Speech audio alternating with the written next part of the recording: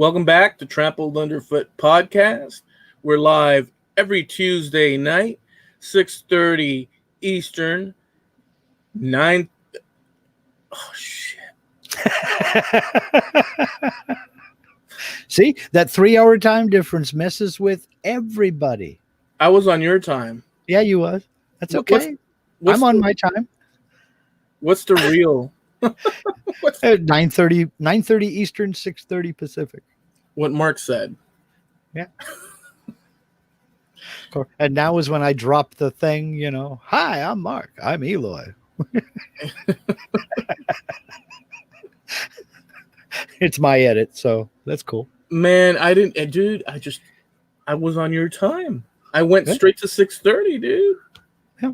Yeah, it happens. I told you that 3-hour time difference mess with everybody. So welcome to episode 107 of the Trampled Underfoot podcast. That's right. I do want to mention a couple of things. Okay.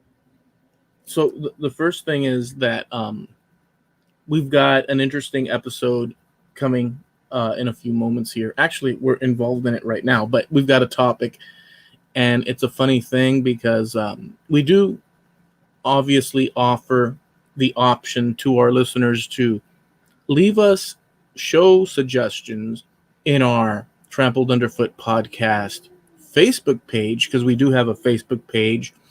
And all you have to do is type in Trampled Underfoot podcast on Facebook, and you leave suggestions there. And we get so many suggestions we can barely, keep up with them. Right. But we decided to sort of like hone in on it and start, processing some of the requests that we get. And I'm telling you, it's just it's crazy. You should go check it out, and you'll see what we mean. Yeah. But isn't that the case, Mark? It's nuts, man. It's nuts. And the thing is that what we do on that page is that apart from the suggestions, we also post imagery and video links and such of things that, we talk about during the show here. So part of this is that we had one of so many suggestions, and we just decided to break, ranks and say, look, we're just going to focus on a suggestion. And we won't mention who it was so that we keep Jim Dockrell out of, the whole mess. Don't want to bring attention to him. But he did suggest a topic, and we'll get into that here in a little bit. I just did want to mention that this is show number 107. Yeah. And 107 is a strange number for me. I don't know if you're into numerology. Not at all. Me neither. Not at all. Me neither. However, with that said, I'm not into numerology at all, but 107 has been a number that has followed me around. I don't know if any of you guys out there have ever had like a reoccurring number. That John Lennon had a reoccurring number, which was number 9. And a lot of things in his life, you could end up at number 9 with. Maybe that's the topic for another show. Maybe we could look it up here and discuss it later. But he was quite aware of the number 9 to the point that he actually wrote songs about it. I don't know if you were aware of that bit. I didn't know about that, no. Yeah. Well, long story short, number 107 keeps popping up all my life. When I least expect it, there's the number 107. It could be I could be walking somewhere and something will say 107. The road my house number is that. When I was out traveling the country, it would pop up. It pops up all the time. And so I just wanted to say it's just a significant number, or it's an apparently reoccurring number. And I do know the flip side of that, which you would probably be thinking at this point, if I could get into your brain, if I knew what you were thinking. Well, it's because I have a number that keeps Now, let me ask you this about that. Do you relate that to anything spiritual, like an omen or, uh, good luck or bad luck or something like that? Or is it just a number sequence that you keep seeing over and over and Just the notice number, it? just the number sequence that I keep seeing over and over. Mhm. But Because that something, number, because something I have noticed since when digital clocks started getting more and more popular, and we went from the old analog, the hands and this, that, and the other, I started noticing over and over and over again 12:34 in the afternoon, 1, 2, 3, 4. interesting. I'd be riding along in the car, not even paying attention, and just look down at the clock and see 1, 2, 3, 4. It's crazy. I'll walk from this room here off into the living room and glance over at the kitchen, and the digital clock on the stove says 1, 2, 3, 4. It's just weird stuff like that. I'll be laying in bed and just roll over and look at the clock next to the bed, and it's 12:34 a.m. But I wonder how much of that's an easy number sequence to remember. 1, 2, 3, 4. What's more basic? So I notice it when I see 1, 2, 3, 4, but I don't pay attention to all the times I see 348 or something Right. like that. Right. But it's just for some reason 1, 2, 3, 4 stands out, but no other Right. numbers stand out. Right. So Yeah.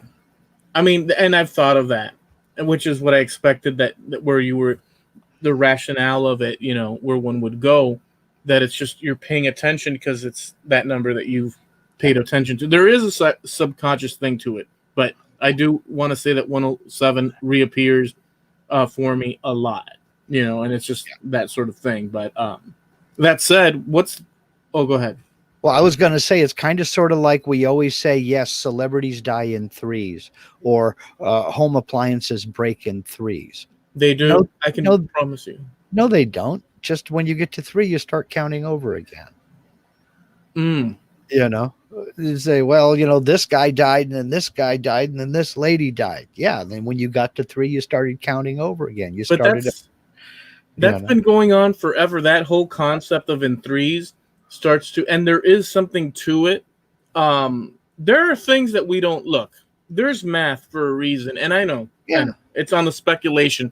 But Jim Morrison, when Janis Joplin had passed away, and Jimi Hendrix had passed away in sequence, Hmm. he would be at a bar, and his friends would be there, and he'd be saying, "You're drinking with number 3," Uh-huh.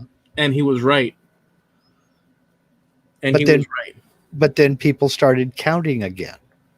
See, who passed away before Jimi Hendrix and Janis Joplin is what I'm getting at. There, if you go back and look throughout the year, there isn't a single year in which only three celebrities died. It's just you get to the third one and you start counting again. You start Well, it over again. You reset your there's clock. there's a So thing called the 27 Club. that's different. That's completely different, and that is a strange one. The people No, who see, died that's at not the age of different. 27. Yeah, What? it is. No, well, that's okay. You're saying that's different in your Mhm. mind, in your calculation, but it falls under the same umbrella because you're just looking at numbers. Because you could do the same solution that you're using for the in three sequence, Mhm. as you could for the 21 Club. No, 27 Club. I'm sorry. because that is a strange incidence that all these people died at age 27. That it's arguable as to whether or not it was within their control or not. But we control, if 18 people die over the course of a year, we say, look, 6 groups of 3s. We never say, look, 3 groups of 6. It still equals up to 18. It's in our mind that we say they die in groups of 3s. It's not necessarily the case. There may be instances where, yes, 3 celebrities died in rapid succession. But if you look, there's probably just as many cases where 5 or 4 or 6 or 2 or a single celebrity died. I mean, you could But you could fix it, but you know. but the fact that Jimmy Janis and Jim Morrison all died at the age of 27, I believe Keith Moon was 27 too, wasn't he? I'm That not sure. is something that kind of stands out. You go, whoa, wait a minute. But, or machines break in groups of threes. Maybe, maybe not. I Well, but mean, there's a reprise or there's a relief hmm, moment after threes. mhm. It feels like Yeah. threes. Yeah. It goes in threes. Like my refrigerators, three Uh-huh. went out, and there's a reprise until the next cycle. Two went out because you're still using the third one. Yes, you had to have it fixed, but In theory, you could argue that three went because literally three went out. you're sticking to three, so your three is satisfied. Well, no, because the third one actually went out. Like the fact that it was fixed is a different story. But the fact is that three went. So obviously, Yeah. these are things are in the realm of But people say these things because these are things that people notice things. It's kind of like what you were talking about, or what we were talking about in a previous episode concerning the Mandela effect.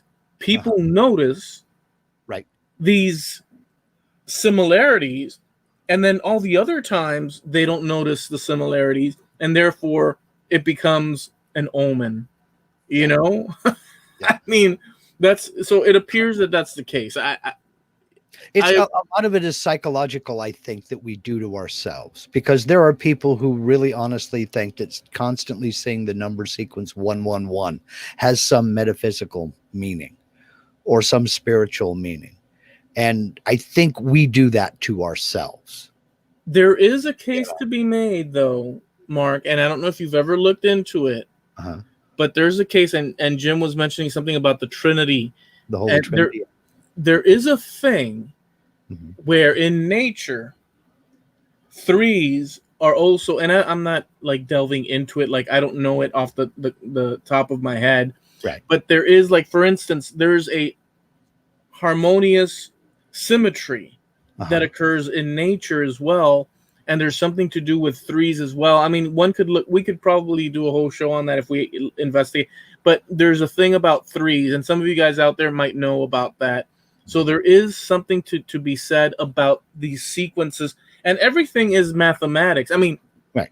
everything is mathematics under the hood, Mhm. and we don't know it or see it necessarily, but there is some sort of mathematical thing to everything, apparently, to some degree. I don't know. There If you is. look into it far enough, you can apply mathematics to just about anything. Like, for instance, if you take a handful of rice and you hold it above your dining room table, and you by about a foot up off the table, and you open your hand and all that rice falls down onto the table, if you look hard enough, you will find groups of threes, but your mind will look for those groups of threes, and you'll Yeah. totally disregard the single grains, the twos, the fives, the eights, the 30s, the 46s, and whatever. So what my whole thing is, I'm all I'm saying is a lot of this we do to ourselves. And then we And go, wow, look at that. See, it happened in threes. No, it didn't. Because what the, about the four guys before that? the key word to what you said is a lot of that we do to ourselves Yeah. is a lot of that. But by saying a lot of that, you are actually leaving, it appears, that you're leaving a space for Mhm. the I am. unexplained. I am, because you can't explain everything. And anybody who thinks that they can explain everything is either lying to themselves or is a BS artist that's lying to you. And obviously you can't, I mean, you could do what you ever you want, generally speaking, but one, I don't think it would be reasonable for one to live in that world of threes. You know what I'm saying? Like, because if you stuck to just, I think it would be impossible. I think it would be just about impossible if you stop and think about all the the number combinations that surround us. You know, I think it would be impossible. You could try, but just the most innocent thing, like we have two eyes and two ears. You can't live your life by threes knowing that you have two nostrils. but by the way, if you stick around, we're doing a raffle for 1 million space Denard credits. So look for that information a They little have bit no later. cash value. They have no cash value. No, but they have intrinsic. They have they have value outside of actual financial equivalency. We Moral, will pay. moral value. Yes, they have moral and metaphysical value. Yes, we'll give you a million metaphysical space credits. Which had absolutely nothing to do with anything we were going to talk about tonight. But that's cool. See, this is what I mean. Every once in a while, this is inside baseball. This is not the kind of stuff that you'll hear us talk about usually.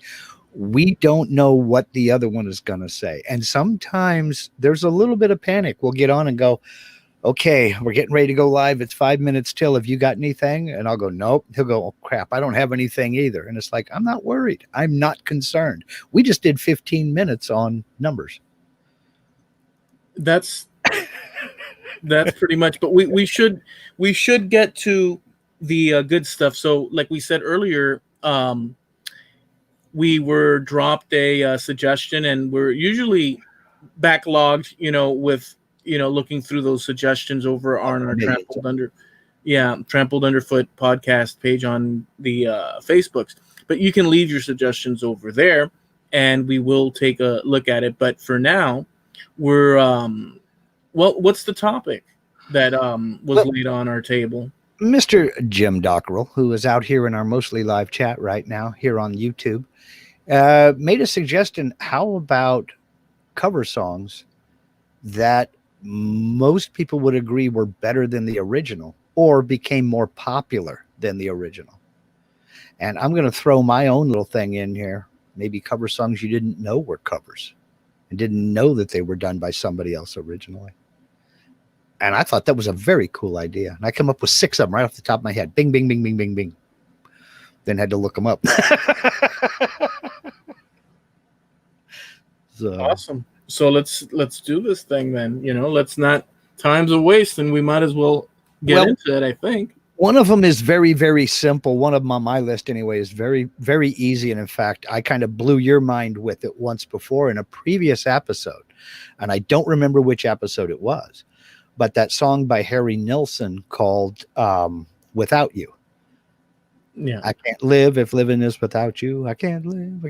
I'm not even going to attempt because I can't get my voice that high. That was a cover. Now everybody knows Mariah Carey covered it later on as well. But I thought me. I didn't know that. I really honestly thought that that was a song that Harry Nilsson wrote. Well, it turns out it wasn't. That was a cover. It was done originally by Badfinger in 1970. It was written by Tom Evans and Pete Ham. And I told you about that, and you were like, what? No way. And I had to find it on YouTube, send you a link for it, and you checked it out. And I was like, holy cow. But yeah. Very interesting. Yeah. Let's put it this way. I can't think of that song without thinking of Harry Nilsson. I can't do it. Me either. And I just knew that it was a Nilsson song until I kind of looked into it a little bit more. And I'm like, wait a minute. No, that is a cover. Yeah. But to me, he still did it the best. I can't even think of the prior, the prior version of it. Yeah. I never heard it until I went back and looked for it and found it on YouTube. Well, I'll hit you with one. Okay. So, and this is through my research here. So, very simple one as well. Bob Dylan did a little number called All Along the Watchtower. But guess what? Jimi Hendrix comes along and he did his version, which was Insanity. Yeah. Insanity. I mean, if you were to listen to that today, I mean, just if you have any sort of respect for the past and the story and music and evolution of music and such, if you listen to Hendrix's All Along the Watchtower and the things he does with the song that Dylan did, I mean, it's night and day. So I would say that was an improvement on the original. It was. I like the original too, but it was, and Dylan agrees with you because, in fact, he was so impressed with Hendrix's version, speeding it up and playing it at a faster tempo than Dylan ever imagined it to be. Dylan said, that's how I'm going to play it from now on. And that's what he did. He sped it up and tried to keep the same tempo Hendrix did. So not only did the world at large think it was a better version, Dylan did too, and changed the way he sang it and performed. Yeah. So yeah, that one was a good one too. I've got one more to cut into yours just to see what you say. Go ahead. But it's a reverse. Mm-hmm. This one is known, but it turned out crappier in my opinion. Because it's all about. I have a couple of those. Okay, well, so Lenny Kravitz did, and by the way, Lenny Kravitz is a bad to the bone musician. Bad to the bone. He is. Okay. Are you gonna go My Way album when that came out in like 89 or 90 or whenever it came out? When I bought that album and listened to it, it was like he was reviving the 1960s rock and roll. If you ever sat through that album and with headphones and listened to what he does, he's a connoisseur of the good stuff. And I'm not talking the Jamaican bacon. So the song is American Woman. Right. I do not. It's all right. Lenny Kravitz's version, it's all right. Mm-hmm. But the Guess Who, the guy's voice and the rawness of it, I don't think can be beat, in my opinion. I'm very biased when it comes to this because from about the age of 9 to about the age of 17, 16, the Guess Who was my absolute favorite group in the world. And I had everything they ever put out. I mean, it started when my dad brought home the album Share the Land. And I went back and I found their old stuff. Some stuff I had to order because it wasn't released in the US. And it came in from Canada.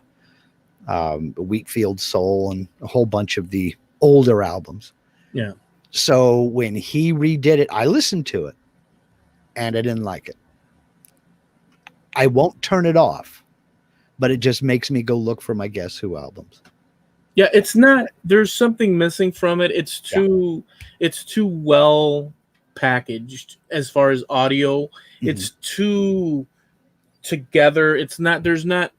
I like when there's a little bit of like degradation in the audio, in the mixing process where the drummer's drumming and you can hear, his knee hits the frickin' side of the drum and just the ambience. Maybe somebody opens up a door in the background or it was 60s, 70s. It was 60s, 70s technology, man. Yeah. Well, I mean, those little things make you feel like you're sitting maybe on a stool in the place where they're playing the music and you're enjoying it with, Yeah. So, but when they clean it up so well, and and there are songs that are like, you could make the argument that like people like Pink Floyd, they're creating soundscapes, and that doesn't fall in the same category as things like this. But for the raw rock and roll, I kind of want to hear a little bit of the guitar creaking when the guy rubs on the body of the guitar.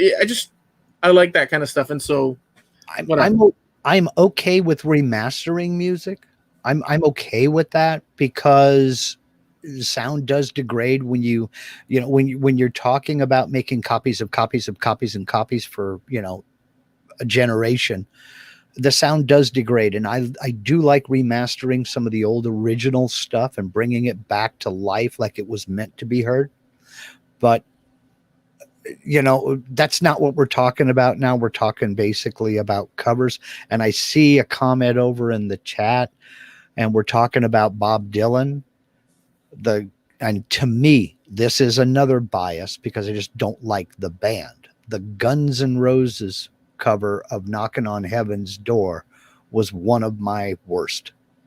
That, in my opinion, one of the worst covers ever made. Wow, I disagree with you. It doesn't hold the record. There is one that holds the record, which the person should be punished for even attempting to cover this tune, and it's not it. But I don't like Axl Rose, and I just thought that it was a massive mistake to try to cover that Bob Dylan tune. I cannot disagree with you enough. I cannot disagree with you enough, but at the same time, to me, Guns N' Roses from my era was a big deal. And in fact, they were a big deal worldwide. I mean, they were earth shattering, and they were rock and rollers. They were the rock and roller. But you don't necessarily have that warm and fuzzy feeling for them in general. No, I don't. But that song and that whole album, double album, in my opinion, is barely unbeatable. I'm sorry to tell you. I know, and by the way, that's not the only one that they covered. And this No, is I know that. They also covered Paul McCartney's Live and Let Die, which was a showstopper, dude. I went to see them New Year's Eve at the cusp of the 90s coming in, and then it was over, dude. and Nirvana came out and they ruined everything. I got to tell you, as much as I dislike Axl Rose, they did a good job with that tune. That was okay. It was just the whole vibe he tried to put down with Knocking on Heaven's Door did not work. He was the wrong performer for that song. My opinion. Just my opinion. Okay. And I'm not one of those guys who thinks that, well, you can't take an iconic song like that and change it. You can't take an iconic song like that and change it around. No way. I think Dave Dremaine did a beautiful job with The Sound of Silence. Disturbed. I hate it. I loved it. To me, it's like what Doc was saying. I loved it. It's what Hildebrandt was saying. To me, that version of The Sound of Silence, it's like too clean, too, I like the original one where you could hear the hiss and the crackling of the tape, and you could hear them feverish. It was a different time and it was a different feel. And I don't know who said it, but somebody said that the original Simon and Garfunkel served as a warning. It was slow. It was melodic. It was the warning. And Disturbed came along and added that voice, and that was a shout of anger that the warning hadn't been heeded. Hey, listen, Patrick's just joined us. We should change the topic from rock to bass and rap. Sorry, Patrick. Patrick is here? Holy underwear, Batman. Well, anyway, so I think you can cover an iconic song like that. Ugly Kid Joe did The Cat's in the Cradle, the old Harry Chapin tune. I liked it. I loved that one too. They did an excellent job because they approached it with respect. And I think that's the thing. Ugly Kid Joe approached the tune with respect. It was an iconic song. And I think that Disturbed approached The Sound of Silence with respect. No. I'm not saying that the respect. I don't think that Axl Rose approached Knocking on Heaven's Door with respect. He did with Live and Let Die. No. I think he did a good job with that. Dude, I could not disagree. I could not disagree with you completely with what you just said. I cannot. I can sum it up with one word. No. I can sum it up with one word. Because I'm going to disagree with you. I'm already not happy with what you're saying. That word is yow. What, dude? You know what, dude? Listen. Yow. Knock it on heaven. Get the cat out of the blender and turn that crap down. Dude, his voice, the idea of what he's doing. And by the way, you can make that argument with the voice. And I'm not here to defend Axl Rose. Guns N' Roses, if you were to put them in the 70s, 60s, whatever era, they would be the premier, one of the premier, just because of everything. Dude, they were so rock and roll, it's not even funny. Now, with that said, you're mentioning his voice. I'm totally defending Guns N' Roses right now. I'm totally angry.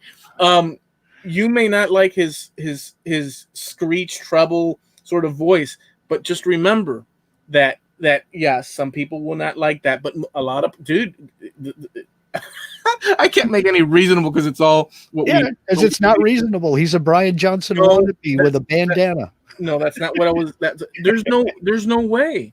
There's no way. Look, there's no way in any lifetime, as far as rock and roll, they are freaking it. Now, what I was gonna say is that it's a personal taste thing, and what Yes. you're saying, but you could make that argument going back in time to just Bob Dylan himself with his voice. In my opinion, his original album, Mm. he had two albums that were him on acoustic alone. Mhm. Those were his best singing albums. After that, it all went to hell. I think you're right because he was too inconsistent. We've had this discussion before. You take a song like Knocking on Heaven's Door or Lay Lady Lay. The guy has a voice and can sing when he wants to. Yeah. He just doesn't want to very often, I guess, because his voice is extremely inconsistent. If we had Patrick's playlist and we were arguing those, say, yeah, but Doggy Dog Third Eye, that rap, his voice in that rap song, the bass comes in and it just complements the way his rapping is going, is doing, and just you gotta. Why you want to dog Patrick like that, man? Why you want to kick the man when he's down? I'm just playing with him. The one cover okay, we'll put Guns N' Roses aside. The one cover that I think the world agrees with me was the biggest mistake ever made was Madonna attempting to cover American Pie. I never even heard that. She should be fined everything she ever earned before that album came out for even attempting to cover American Pie. Not her. Anybody but her. And that's how popular it went. You never even heard of it. No, I didn't. I swear. That's how popular it became. That's horrible, dude. Oh my God, it was bad. It was really bad. So I'm going to throw one in that's on the balance of maybe people would like the new the cover version better, or people would like the original version better. But it's kind of like a balance. So in 1989 or just when Pulp Fiction came out, there was a soundtrack to the Pulp Fiction movie, and it was really awesome. The soundtrack was like, I mean, I don't know how many sales, but it was a big deal. In that, there's a lot of great songs, but there was a band that covered Girl, You'll Be a Woman Soon by Neil Diamond. Yeah. Neil Diamond did that song really freaking bad to the bone, awesome. But Urge Overkill, a band that, in my opinion, their whole, everything I've heard from them, catalog of rock, to me is unlistenable. Personally, I have respect because they're but like personally I don't. But they did that one cover and did it to the max. I don't know if you ever heard that version of it. No, I never did. I never really got into Urge Overkill, and I'm trying to think if I ever saw that movie. I don't think I ever saw them. No, I didn't see Pulp Fiction, so I didn't get the sound. The more people ranted and raved about how much they loved the movie, the more I knew I was going to hate it, so I didn't even bother. No, you see that you're saying you might hate it, you might have hated it, but that you're saying. So here's the thing, because it's the popular thing. Oh, so everybody's popular. I'm not touching it, right? No. It's nothing to do with that. They just kept raving on and on about how great the movie was. Dude, I'm still raving about it to this day. It changed my way of thinking about cinematography, art, and what it's involved. When I went with my friend. Hey, we're gonna go watch Pulp Fiction. I didn't know what Pulp Fiction was. It's Pulp Fiction, it's supposed to be cool, and we all jumped in the freaking car and drove. Like the freaking like those old silent movies. The clowns jumping in the car and then driving over. Yeah.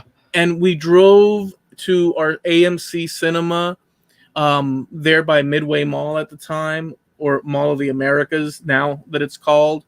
And I sat and to watch Pulp Fiction, and I could not believe how he created the part of the story. He spliced things to a point, and that had never really been to that level in popular film that I'm aware of. The way he did it, I did not understand what I had just watched. When I stepped out of the movie, that was the first time I remember, other than Star Wars, that I felt. And Star Wars, it's a funny thing because it's it's easy to understand, but you want to go see it because of the space stuff. Yeah, science fiction. You gotta. But this movie, I said, I have to come and see this again so I can take in. I acknowledged in some subconscious way that the director, was doing something special for the audience, the observer. He was doing something and saying, we're leaving you little clues and little. It was a well done movie. It was a very impressionable movie. So I think that you should see it. I mean, Never saw it. It's a must watch, dude. You have to. No, here. So you'll never see it ever in your life. Mark, you have to see it, dude. You can't be part of the society if you haven't seen that. Sure, I can. Get off my lawn.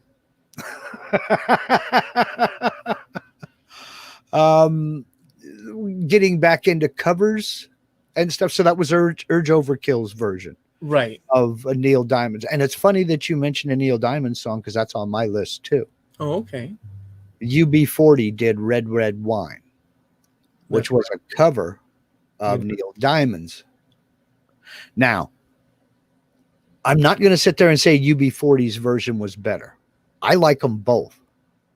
I think they approached the tune with respect, but they kind of changed it up and put it to that reggae beat, and it just fits.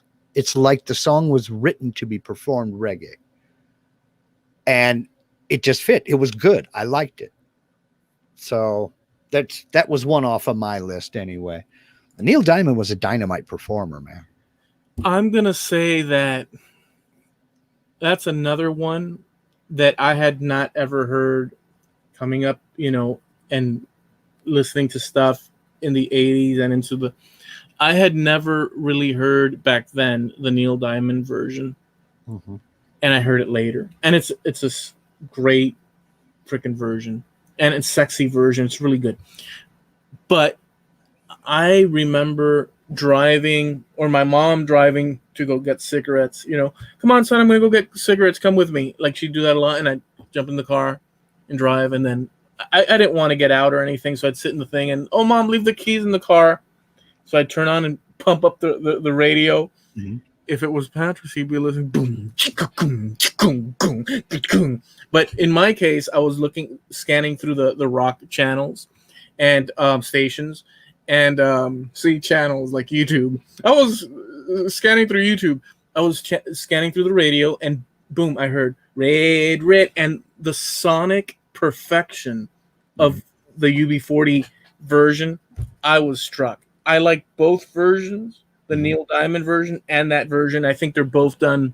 It just depends on the mood, man, because the UB40 version kind of gets you going, where the Neil Diamond version kind of brings you down and settles you down. I don't mean brings you down in a bad way. I mean, it kind of, relaxes you and kind of, let's back up, let's take a breath here. Yeah. But the UB40 version just kind of gets you going a little bit and say, yeah, okay, here we go. Meanwhile, in 1988, somewhere in the suburbs of California, Patrick's is sitting there outside a bar on his motorcycle, and he pumps up the little motorcycle radio. Doom, doom, doom, doom, doom. Everybody, ho, ho. Welcome to episode 107 drinking game. Every time Eloy says Patrick, you do a shot. I'm just trying to coax them into returning fire just for the fun of it. But he left a long time ago.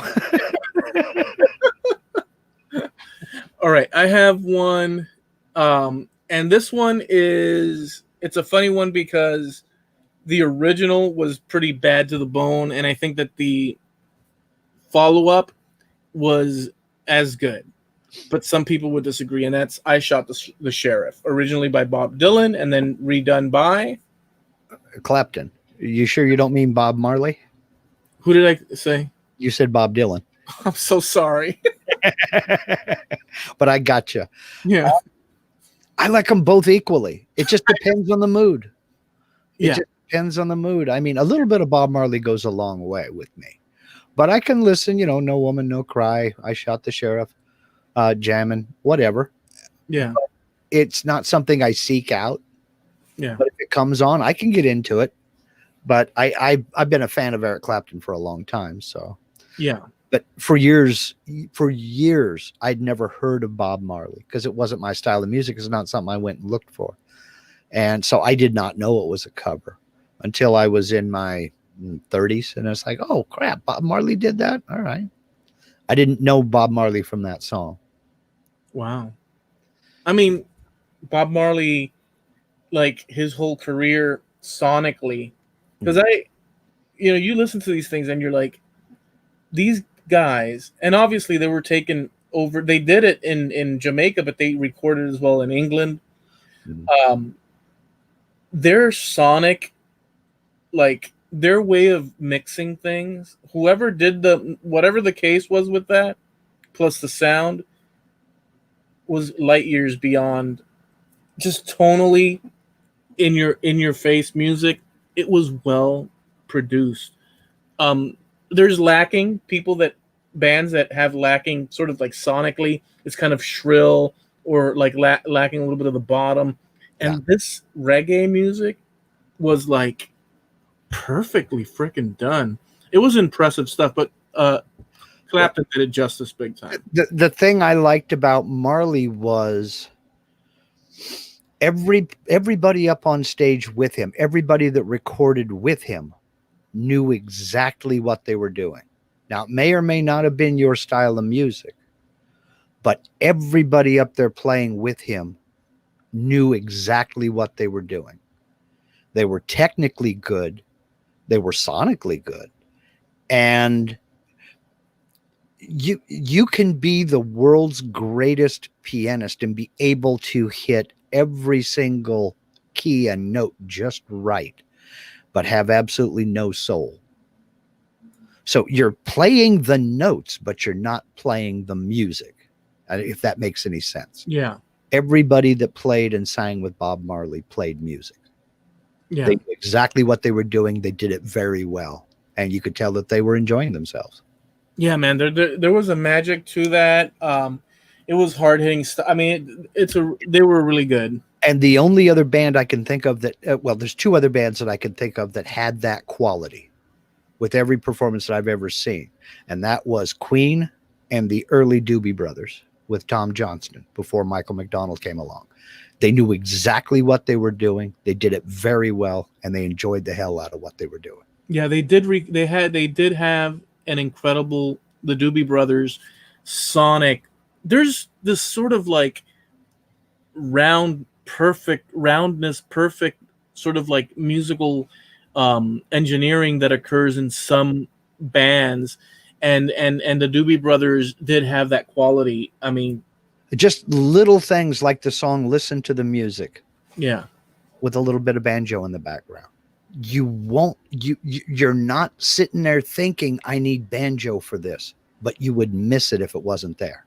yeah, Just little things like a little bit of a guitar lick just in the left mix, just kind of off in the distance. He kind of hits a couple of high notes. It's like, oh, well, I hear you over there. All right.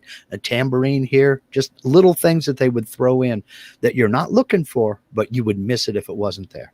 yeah, Yeah, I agree. I'm gonna throw this one at you. Okay. Which one did you like better? We're gonna talk about Ike and Tina's Proud Mary versus CCR's. Yes. That's another one of those I can't decide, because it depends on the mood. If I'm in a slower, more mellow mood, then give me CCR. But if I'm in a put your foot on the gas pedal and let's get to the next exit, give me Ike and Tina Turner. You can't beat either one. It's like they both have their thing, and Ike and Tina did it. I mean, they freaking. I mean, and she wailed. That woman can sing, and that's all there is to it. And the CCR version is pretty bad to the bone the way they do it as well. It's got its own sort of vibe. It's way different than the Tina version, Mhm. but I don't know, man. Well, That's a tough one. John Fogerty has that voice as well, man. He's got that rasp to his voice, and he goes all in. He comes in with guns blaring. You know, he knows when to back off and do it mellow, but he comes in with guns blazing, and there's no holding back with those vocals. So for him to do something smooth and mellow like Proud Mary, it was like, okay, all right, all right. I see you taking a break. Of course, everybody knows I Will Always Love You. Whitney Houston pulled off the impossible, and that was she took a Dolly Parton song and she made it hers. Um, it was written and first performed by Dolly Parton, and it was a hit. But then Whitney had that voice that just took it straight to the top. Not my style of music. She is not my style of music. I've never owned a Whitney Houston album, but you cannot deny that she did it. It was the impossible. She made that song hers. I bought the single of that. Did you? Okay. Yes, because it was so, and I was a rocker, but that song was so it if it punches through the sort of like, if it punches through and reaches, and you can hear that the sentiment and feeling is there, that the magic is that song, and her performing that was one of, it doesn't matter what genre at that point, it's beyond genre. And to me, her version of that was that. And I didn't own a single Houston song. You also have to think about, you mentioned the big word, and that was the sentiment of the song, because Dolly wrote it and performed it for Porter Wagoner, because for years and years and years it was Dolly Parton and Porter Wagoner. And then she left Porter Wagoner's show and she wrote that song and performed it for him. That was her message to him. I will always love you. Very awesome. And this is not to take a thing away from her at all, because the song was a major hit for her. Mm-hmm. And back in the day when that happened, there were a lot of hearts broken when she left that show. Mm-hmm. Because it's like, holy cow, Porter Wagoner without Dolly Parton, that's like pancakes without syrup. That's like, you know, the day without sunshine. You've got to have those two together. And then when she left, I mean, so there was a sentimental attachment to it. And a lot of people got cheesed off when Whitney Houston covered that tune. But she not only took a sentimental favorite, she owned it. Yeah, I have to. I'm telling you, man, she did. I mean, she just knocked it out. And I'm not a Whitney Houston like me either. But it was. You can't deny the talent. No, you can't. I mean, it was really well done, and that was actually for a movie called The Bodyguard. Bodyguard, yeah. Which Costner movie. Yeah. I'm gonna throw this one at you. Okay. And I'll see what you think about this one. Okay. Classic song, either way you look at it, but performed by two bands. Same story as what we've been going through, but the Isley Brothers or the Beatles version of Twist and Shout. That's on my list too, because neither one of those were the originals. It was originally done in 1961 by a group called the Top Notes. Oh, that's cool. Then the Isley Brothers did it in 62, and then the Beatles did it in 63. I have never heard the Top Notes version, so I don't know what it's about. I don't know what they bring to the table. The Isley Brothers, I've got a soft spot for them. I've always liked the Isley Brothers. The Beatles, you just can't deny it. No, yeah, it's freaking awesome. Now, most people have there are probably more people that have heard the Beatles version than have ever heard the Isley Brothers version. But the Isley Brothers version was a very popular tune. Yeah. I'm 59 years old. I have never heard the Top Notes version. So I'm going to have to go find it and listen to it. Yeah, that's a good thing. I agree with you both. versions kick butt. Excuse me. Both versions kick butt, man. I mean, there's not, if you haven't heard either or, you should check it out because to me, it's one of those things where it's either or. They have their strong points, you know. Mhm. I'll throw this one at you. Oh wait, it's your turn, right? I've been throwing stuff. Oh, at okay. No, you're fine. Everything's cool. But I'll throw one at you that maybe you knew, maybe you didn't know. Okay. I Love Rock and Roll, Joan Jett and the Blackhearts. That was a cover. Who It did was it first? originally done in 1976 by a band in the UK called the Arrows. Okay. And it was a hit over in the UK, but it didn't come over here and it didn't do really anything here. But it was pretty big in the UK. But Joan Jett, somebody in her entourage heard it. She covered it and launched her into fame. I had no idea that was a cover. I thought that was an original. So did you hear the original? I have heard the original, and it's sung from a guy's perspective, of course. And it just sounds a little bit different coming from a guy than it does from Joan Jett. Right. You know. Yeah. It's very much the same style. It's a little bit different vibe. I think the Arrows version was a little more uptight. Okay. It seems to me like they were trying to be retro before retro was cool. Oh, really? I gotta listen to it because that's interesting. It's different. It's just different enough to where you'd go, yeah, no, I don't think so. And I think Joan Jett did a much better job with that particular song. I'm gonna bypass for a moment the one I had lined up because Jim Dockrell put one that I think that is he did a double shot that I'll go ahead and offer up. So the Beatles are the Beatles. Mm-hmm. Period. End of story. On a catalog, category of their of their own. But with that said, if you were to compare, and this will probably be troublesome for you, particularly because of the visuals. I don't know. I'll see what you say, but with a little help from my friends by Joe Cocker, mm-hmm.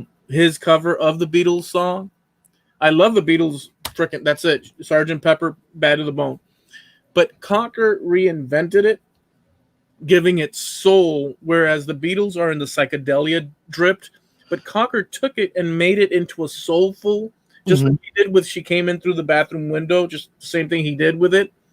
He gave it soul, and it was a respectful thing.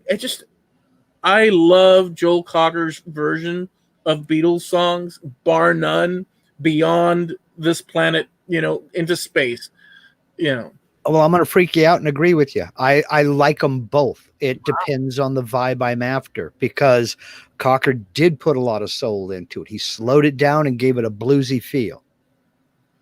And I think that's what the tune needed. And when you're in that kind of mood for that kind of vibe, it's an excellent tune to put on.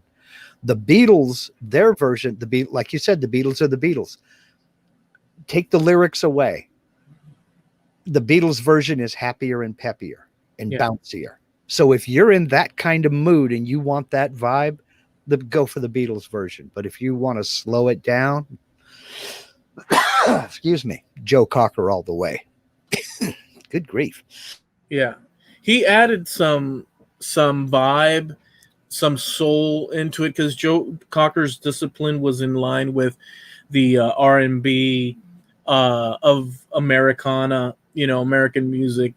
He was more a student of that, even though the Beatles were too, but the Beatles were so psychedelic drenched that the element of the soul, like the prolonged vocal, whatevers. Mm-hmm. So I like both versions. Well, you said to him one time when I was talking about Joe Cocker looking like he was having a fit on stage, you said that he kind of channeled Ray Charles. Yeah. And if you take Joe Cocker's version of A Little Help from My Friends, you could imagine Ray Charles singing that song, that style, that way. Yeah. So if he was channeling Ray Charles, he did it. Yeah. Yeah. He did it. He did a good job. So yeah, I mean, I can't take away from either one of them. Well, Jim just said, well, the Beatles version's a bit more bubblegum, and I'll agree in terms of the sort of like the tempo of it, and the spaces between the musical parts are more crunched together. When you have R&B, you have spaces in between. Like they always say, you know, like when you talk about like soul music and this and that, the music is in the black keys. They'll say you've heard things like that said in the past. If you read music books and stuff, like there's this whole thing like the blackness of music and this and that, where they give it the soul variation. The Beatles were again in a psychedelia where the soul thing can totally be possible, but they were working with musical layering and stuff. So they were focused on that at that point. Although they did have the soul, but they didn't explore it. Joe Cocker was like a truer. They weren't trying to be soul. They weren't trying to project soul with that song. It was happier. It was peppier. It was bouncier. I don't think it was bubblegum because it was too long of a tune. I don't think it was ever meant to be released as a single. It didn't target the market the bubblegum tried to. Maybe it had a little bit of a bubblegum feel, but it was just happier. If you think about acid, if you think about psychedelics, the actual chemical shifting of a person's brain, which they were somewhat involved in to some degree, and the music, refers to it and stuff in subliminal ways and stuff. They are taking snapshots, and I'm serious about this.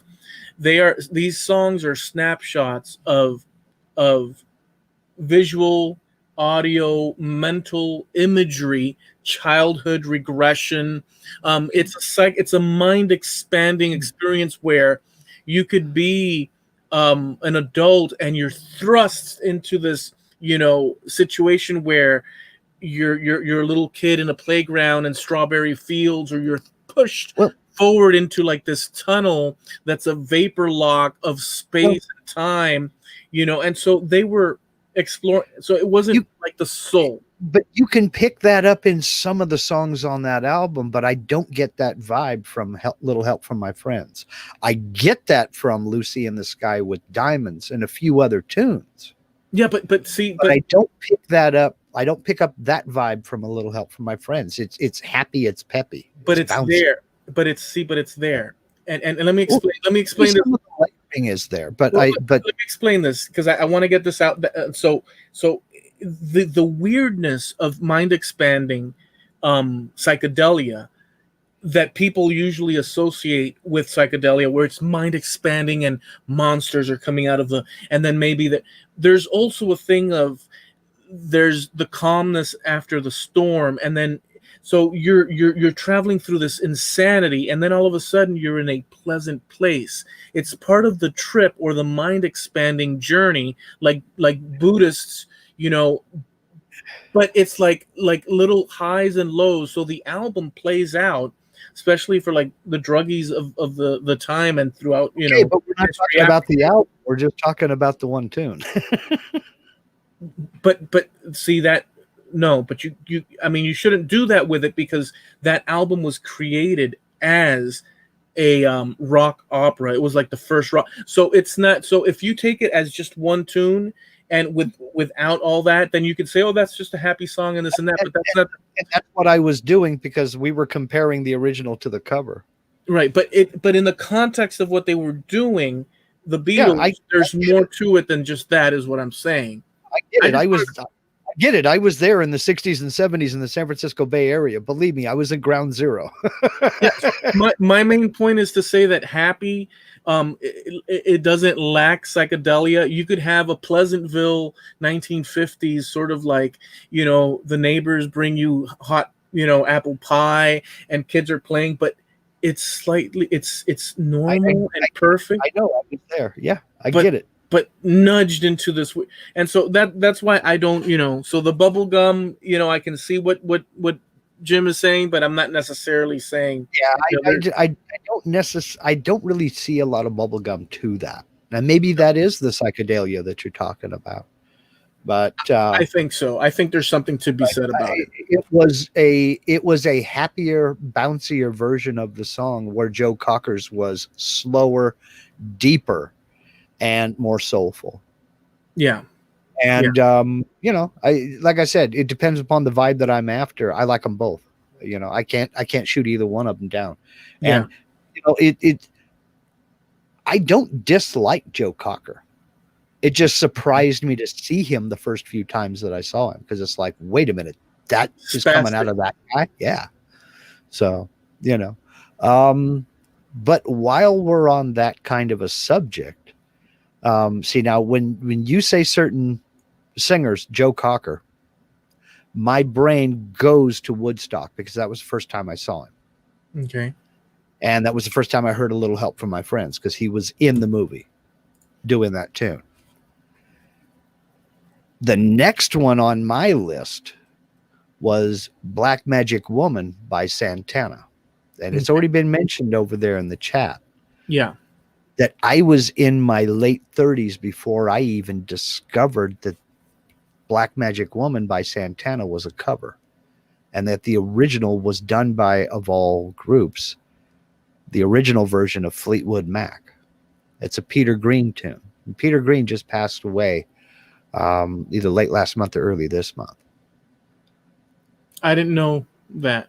But if you go back and you listen to it, and in fact, I'll put my list over on the Trampled Underfoot podcast Facebook page, the list of the tunes that I came up of covers that either I didn't know were covers or that surprised me as being covers.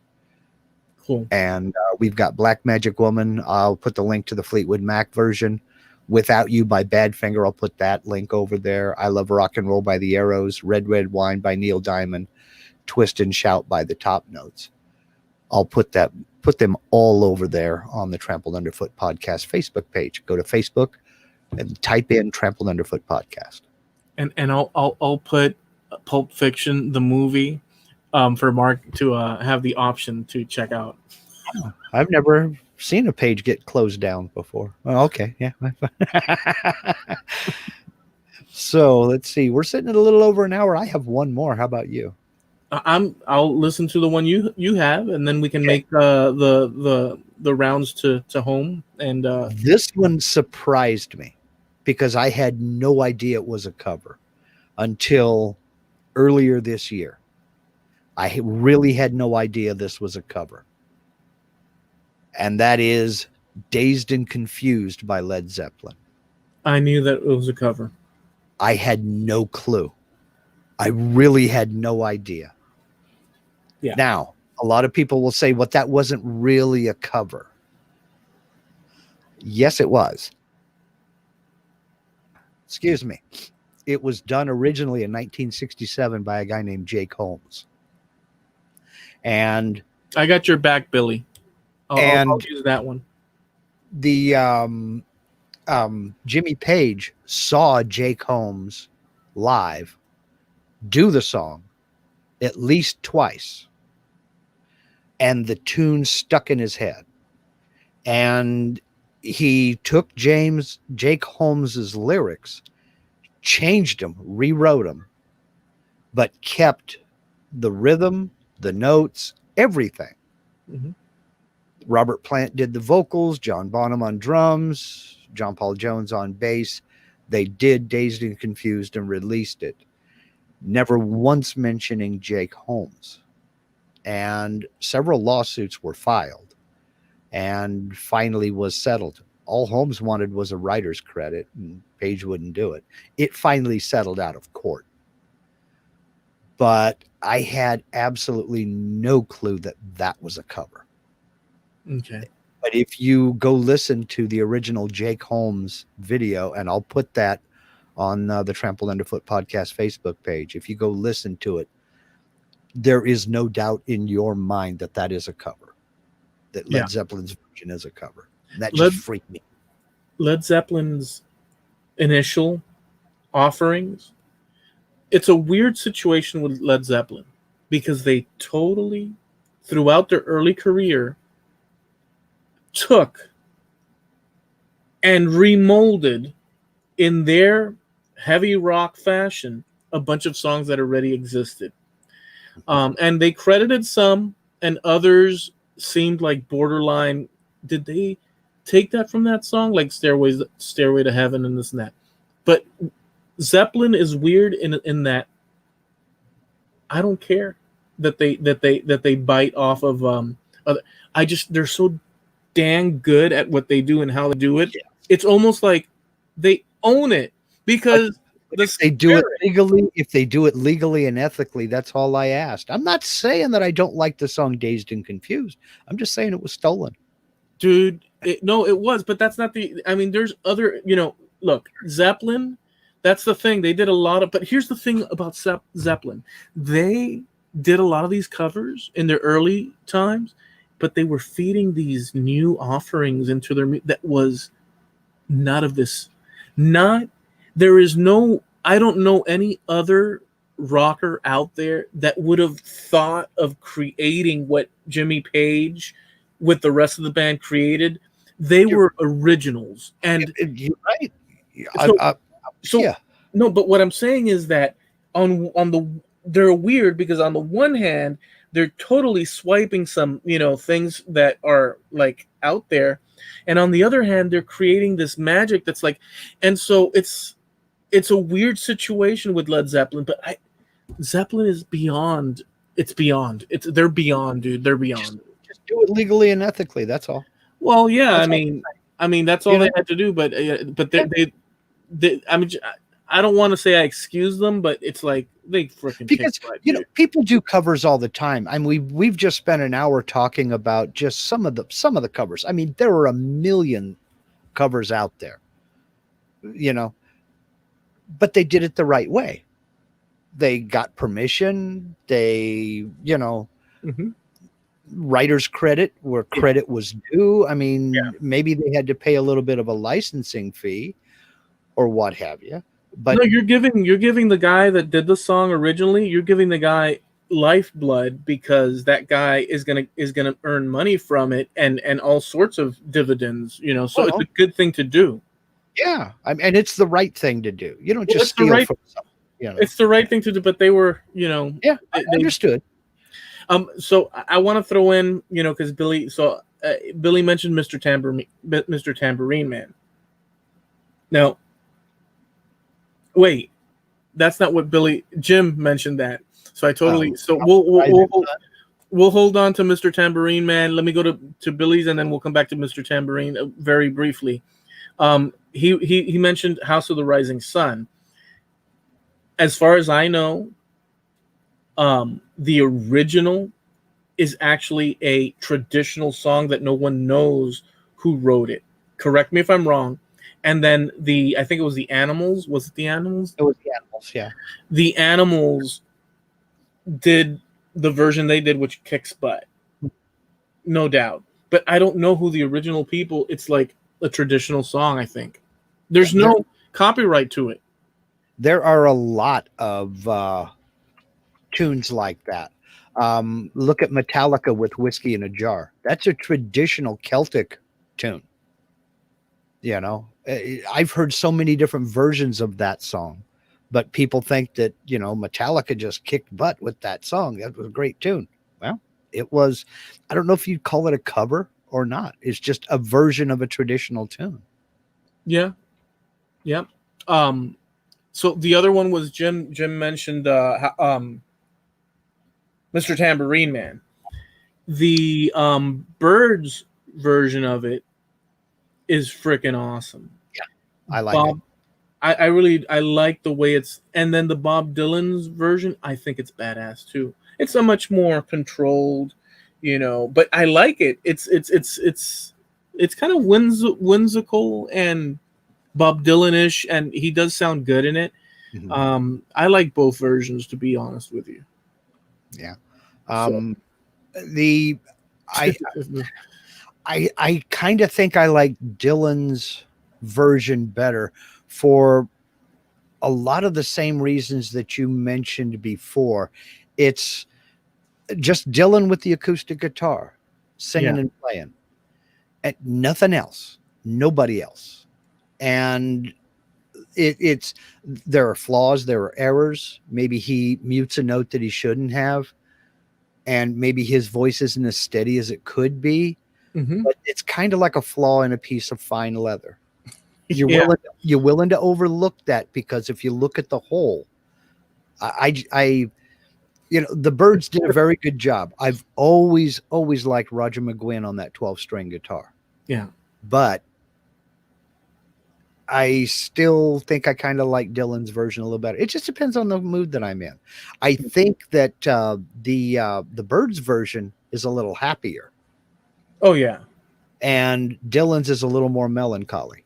Yeah, Dylan's is more like the juggler or clown at a festival the morning after, sitting there while people are picking up the tents and ready to move to the next town, and he's sitting there singing the song with a ukulele or something like that, saying, "Hey, Mr. Tambourine Man." Yeah, I like that because it gives you a snapshot picture. The other one is more pop, and whatnot. it's more finished. It's a little more refined. But Yeah, when you listen to Dylan's version, you really can picture yourself walking down along the beach, down on the totally, boardwalk and everything, and he's sitting there with a hat in front of him on a totally. stool playing, Yeah.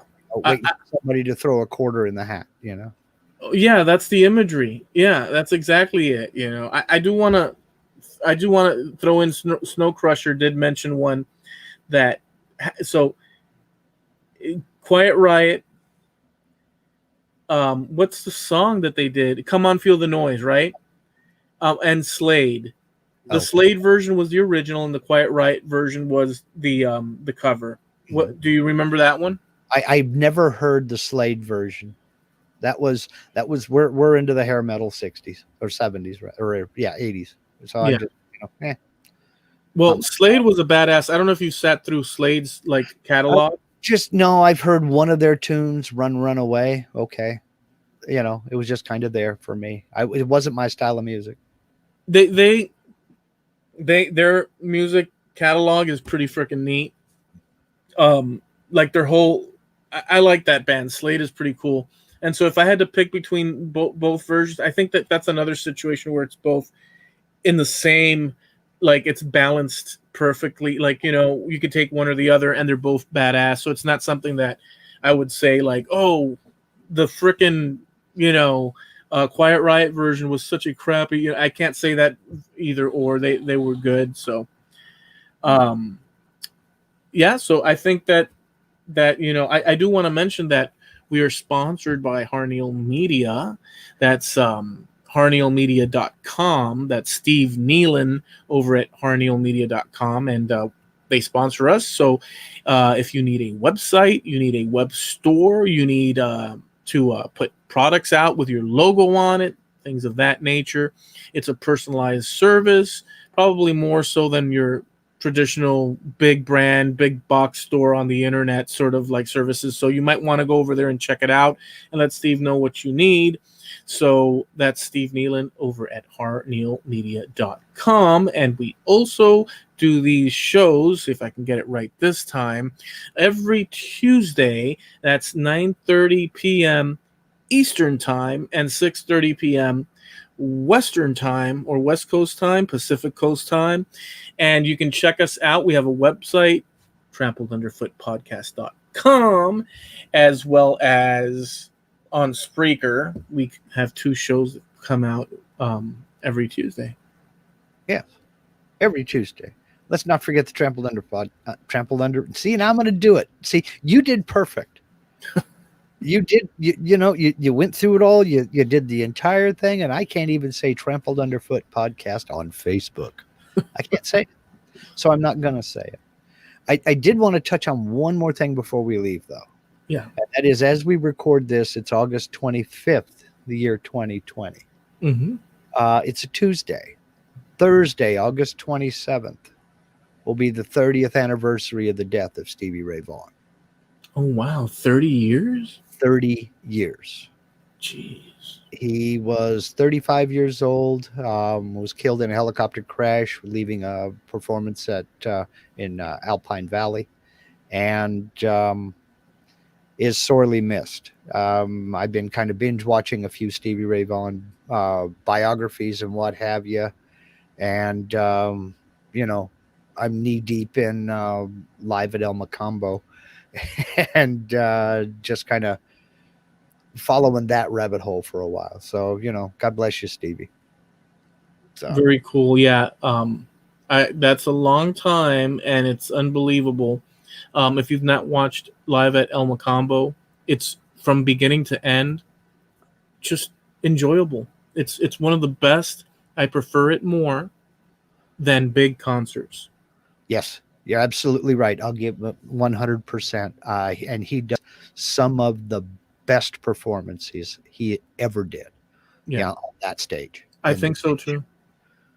Yeah. And what I mean by big concerts, not that I mean size wise. Let's just get that straight. Like it's more like personal. Yep. Speaking of covers, Stevie Wonder or Stevie Ray Vaughan, Superstition? Stevie Ray Vaughan. I like them both, man. I like them both, man. Depends on the vibe. And in fact, there was one cover I saw. It was Stevie Ray and Stevie Wonder and Salt and Pepper all playing together. They did it all together, and they traded off verses. It was dynamite, man. It was fantastic. Anyway, Salt and Pepper. Salt and Pepper, they're doing their background vocals and what have you. But it was excellent. All right, so guys, go ahead and check us out over there on the Trampled Underfoot podcast page on Facebook, and leave us, see, like we did with this one, Jim Dockrell really had a good idea, and I think I really enjoyed this episode, and I enjoyed the fact that the audience participated by sort of steering us into a conversation. So if you have something, and don't, whatever craziness you can think of, hit us with it, whatever craziness, because the cool thing is that we get to explore a topic that we would otherwise not think of, because it's you giving us the ideas. So, you know, I mean, we don't promise that, like, if you give us some crazy thing, we don't promise we're going to, but more than likely we're going to touch on that. At least look at it anyway. Yeah. All right. So we got to get out of here. Yeah, we do. Thank you for making it a short one for me, unlike the last one, which was 2.5 hours. I don't know how it happened, dude. Oh, you know how it happened. We got talking. Okay. Well, hey, thank you everybody for joining us. This was a great show, and thanks for being out there. Really appreciate it. Later, guys.